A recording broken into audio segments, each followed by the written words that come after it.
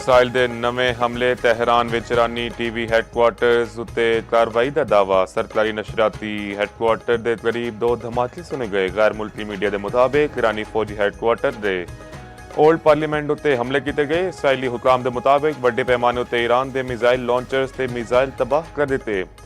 जल्द ईरान की मिसाइल दागन की सलाहियत महदूद रह जाएगी।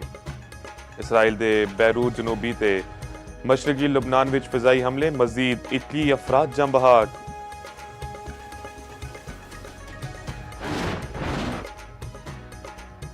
ईरान दा मशरकी वस्ता विच अमरीका के 6 फौजी अड्डियां उत्ते मिसाइलां नाल हमले। बहरीन, इराक, इमारात ते कुवैत विच अमरीकी अड्डियां नूं निशाना बनाया गया। इसराइली वज़ीर-ए-आज़म नेतन्याहू दे दफ्तर ते फिजाइया हैडकुआर्टर्स उत्ते मिसाइल हमले। ईरानी मीडिया के मुताबिक इसराइली फौज के कम्युनिकेशन इंडस्ट्रीज कंपलैक्स नूं निशाना बनाया गया। हमले का निशाना बनने वाली इमारत विच माइक्रोसॉफ्ट समेत वड्डियां बैन-अल-अक़वामी कंपनियां ने। पासदारान इंकलाब के मुताबिक नेतन्याहू के दफ्तर नूं मिसाइल नाल निशाना बनाया गया। पासदारान इंकलाब का अपनाए हरमज नूं बज़ाब्ता बंद करने का ऐलान किया। जेहड़ा जहाज अपनाए हरमज तो लंघेगा उन्होंने अग ला देवांगे।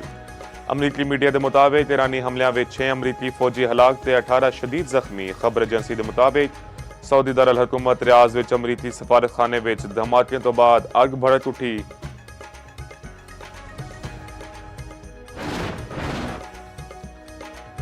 अमरीकी सदर डोनाल्ड ट्रंप ने ईरान उत्ते बड़े हमले का ऐलान कर दिता कि ईरान नूं कदे भी एटमी हथियार हासिल नहीं करन देवांगे। अमरीकी वज़ीर खारजा मार्को रूबियो ने वाशिंगटन विच मीडिया नाल गल विच आखिया ईरान उत्ते हमला दुनिया की हिफाजत ते अमन लई कीता गया। ईरान उत्ते पेशगी हमला ना कर दे तां साडा नुकसान बड़ा वध होंदा।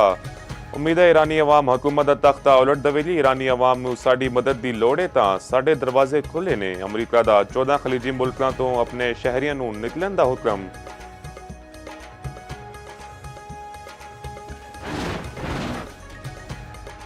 अफगान तालिबान नूं फैसला करना होएगा पाकिस्तान दे नाल नहीं या दहशतगर्द गिरोहां दे नाल। सीनियर पाकिस्तानी सिक्योरिटी अहदेदार मीडिया नाल गलबात। अफगानिस्तान विच ऑपरेशन अफगान तालिबान दी दहशतगर्दां दी सहूलतकारी तार करन दी तक जारी रहेगा। पाकिस्तान दे ऑपरेशंस दा दौरानिया अफगान तालिबान हुकूमत दे ज़मीनी इकदामात उत्ते मुनस्सर होवेगा।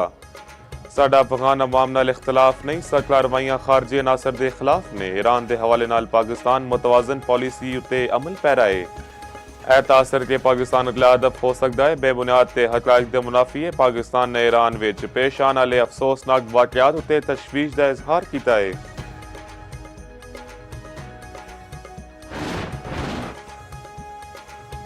ऑपरेशन ग़ज़ब-उल हक़ विच अफगान तालिबान रजीम के 435 करिंदे हलाक, 630 तो वध जख्मी। ऑपरेशन के दौरान 188 चेक पोस्टां तबाह, 31 उत्ते कब्जा कर लिया गया। 188 टैंक 72 बंद गड्डियां ते तोपखाने तबाह कर दिए गए। वफाकी वज़ीर इत्तलात अताउल्लाह तरर ने ताज़ा सूरत हाल तो आगाह किया।